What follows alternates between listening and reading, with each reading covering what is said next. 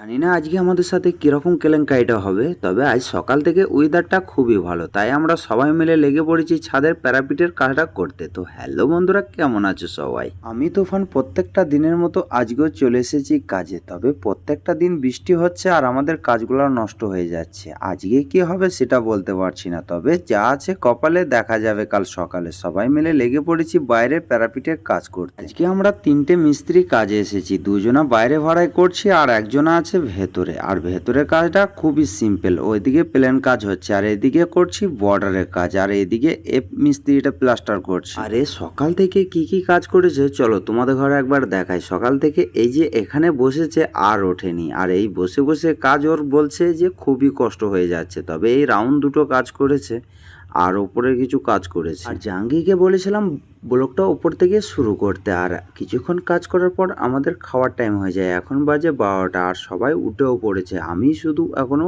কাজটাকে শেষ করে উঠতে পারিনি। তো চলো খাওয়া দাওয়াটা সেরে নিই, তারপরে আবার কাজ করবো। আজকে রৌদ্রটা আমার খুবই ভালো লাগছে, মনে হচ্ছে শরীরে আমার ঠান্ডা লেগেছে। তো খাওয়া দাওয়াটা শেষ করে এসে আমরা আবার ফের কাজে লেগে যাই। আমাদের ঘর কচ্ছপের গতিতে কাজটাকে শেষ করতে হবে, না হলে বৈকালের দিকে আবার পানি চলে আসবে। তো যারা যারা আমার ভিডিওটা এতক্ষণ পর্যন্ত দেখছো তোমাদের ঘর অনেক অনেক ধন্যবাদ। আমি তাড়াতাড়ি করে আমার কাজটাকে শেষ করে নিই আর তোমরা ভিডিওটাকে লাইক কমেন্ট করে দাও। Tata bye bye.